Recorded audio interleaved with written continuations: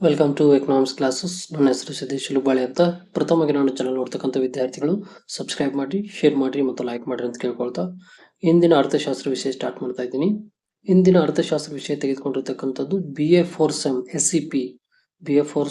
SEM ಅಲ್ಲಿ ಬರ್ತಕ್ಕಂಥ statistic for economics ಅಂದ್ರೆ ಅರ್ಥಶಾಸ್ತ್ರಕ್ಕಾಗಿ ಸಂಖ್ಯಾಶಾಸ್ತ್ರದಲ್ಲಿ ಬರತಕ್ಕಂಥ 2ನೇ ಅಧ್ಯಾಯದ ಪ್ರಮುಖ ಅಂಶಗಳನ್ನು ವಿವರಿಸ್ತಾ ಇದ್ದೇವೆ. ಅಂದ್ರೆ ದತ್ತಾಂಶದ ಅರ್ಥ ಮತ್ತು ದತ್ತಾಂಶದ ವಿಧಗಳ ಕುರಿತು.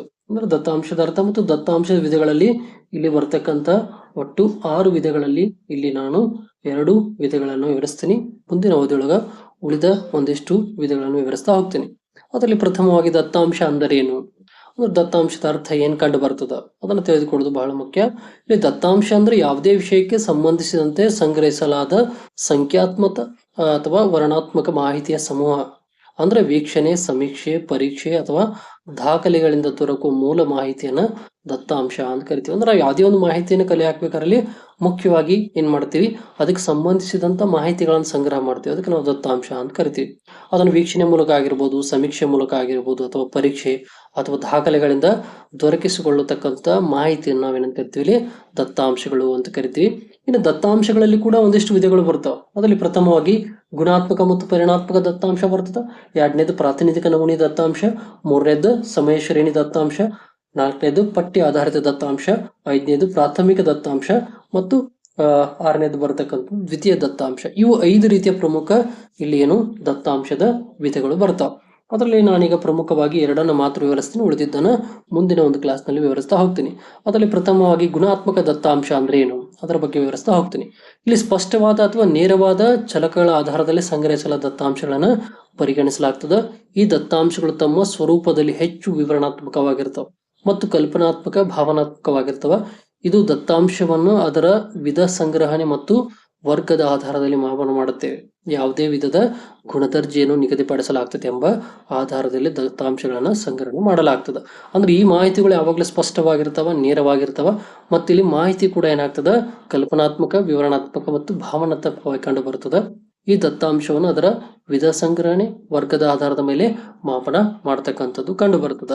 ಅದೇ ಮುಂದುವರೆದು ಗುಣಾತ್ಮಕ ದತ್ತಾಂಶವನ್ನು ಮೂಲ ಗ್ರಂಥಗಳು, ದಾಖಲೆಗಳು ಅಥವಾ ಬರೆದ ಅಥವಾ ಮುದ್ರಿತ ಪ್ರತಿಲೇಖನ ಮತ್ತು ದೃಷ್ಟೀಕರಿಸಿದ ದಾಖಲೆಗಳನ್ನು ಮುಂತಾದವುಗಳ ಮೂಲಕ ಸಂಗ್ರಹಿಸಲಾಗ್ತದ ಅಂತ ಹೇಳ್ತಾರೆ. ಅಂದ್ರೆ ಈ ಮಾಹಿತಿಯನ್ನು ಸಂಗ್ರಹಿಸಬೇಕಾದ್ರೆ ಗ್ರಂಥಗಳಾಗ್ಲಿ, ದಾಖಲಾತಿಗಳಾಗ್ಲಿ, ಮುದ್ರಿಸಿದಂತ ಪ್ರತಿಗಳಾಗ್ಲಿ ಅಥವಾ ಲೇಖನಗಳು, ದೃಷ್ಟೀಕರಿಸಿದ ದಾಖಲೆಗಳು ಮುಂತಾದವುಗಳ ಮೂಲಕ ಏನ್ ಮಾಡ್ತೀವಿ ಅನ್ನೋದನ್ನ ಮಾಹಿತಿಯನ್ನ ಸಂಗ್ರಹಿಸ್ತೀವಿ ಅನ್ನೋದು ಇಲ್ಲಿ ಪ್ರಥಮವಾಗಿ ಬರ್ತಕ್ಕಂಥ. ಇನ್ನು 2ನೇದು ಬರ್ತಕ್ಕಂಥದ್ದು ಪರಿಮಾಣಾತ್ಮಕ ದತ್ತಾಂಶ. ಅಂದ್ರೆ ಸಂಖ್ಯಾತ್ಮಕ ಚಲಕಗಳ ಆಧಾರದಲ್ಲಿ ಸಂಗ್ರಹಿಸಲಾದ ದತ್ತಾಂಶವನ್ನ ಪರಿಮಾಣಾತ್ಮಕ ದತ್ತಾಂಶಗಳೆಂದು ಕರೀತಾರೆ.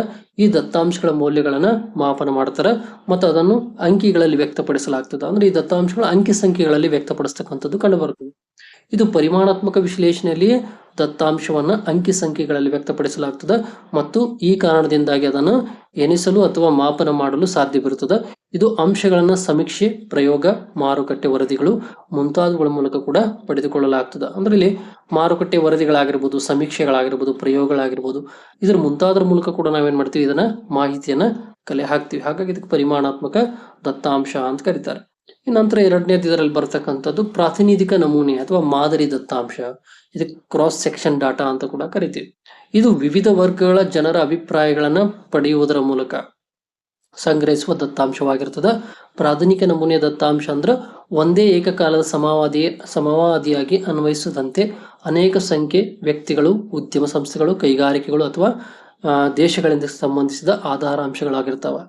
ಇದು ಸಮಯ ಶ್ರೇಣಿ ದತ್ತಾಂಶಕ್ಕೆ ವಿರುದ್ಧವಾಗಿರುತ್ತದೆ.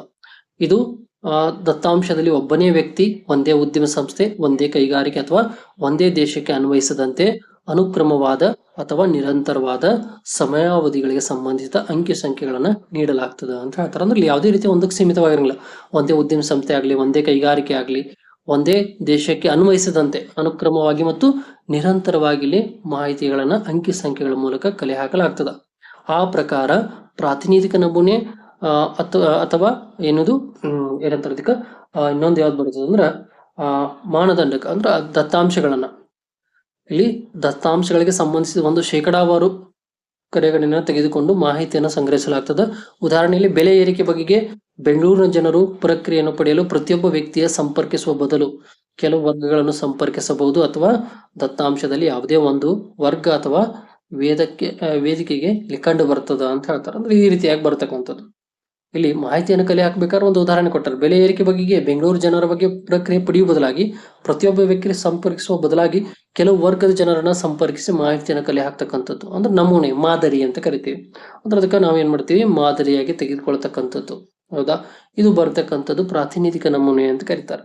ಅಂದ್ರೆ ಈ ರೀತಿಯಾಗಿ ಏನಾಗ್ತದೆ ಇಲ್ಲಿ ದತ್ತಾಂಶ ಅಂದ್ರೆ ಏನು, ದತ್ತಾಂಶದಲ್ಲಿ ಬರ್ತಕ್ಕಂಥ ಎರಡು ಪ್ರಮುಖ ಅಂಶಗಳನ್ನ ನಾನು ಇಲ್ಲಿ ವಿವರಿಸಿದ್ದೀನಿ.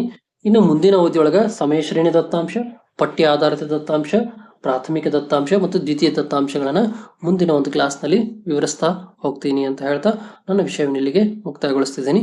ಎಲ್ಲರಿಗೂ ಧನ್ಯವಾದ.